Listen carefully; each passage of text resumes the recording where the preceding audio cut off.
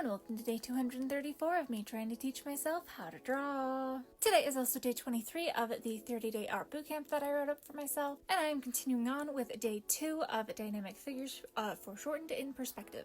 Today was looking at professional artists and seeing if I could dissect and replicate their drawing. And I personally find that comic book artists tend to be the easiest resource to grab from for stuff like this. And there are a handful of things that I learned.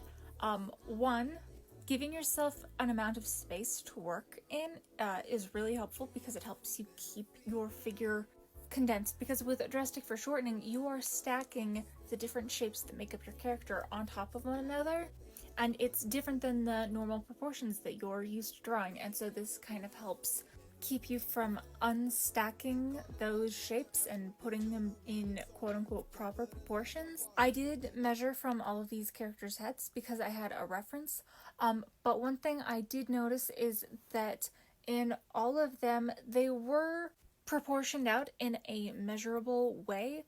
So if the character was coming towards the camera, say you have an 8-head character, the head is one head, the chest would only be like 3/4 of a head, and then divide that by another 3/4 and another 3/4 until you get all the way down to the feet. So each head length was getting shorter by 1/3 each time. And I highly doubt that this was intentional, as professional artists, I feel like, just have a feel for how to do foreshortening. And you can mess with the amounts that you shorten the head length by as you go down in your foreshortening. But being able to have that formula might be helpful for people who are a bit more mathematically minded to figure out the proportions. The other thing that is very important to keep in mind is what you're not showing. So like I said, you're stacking the different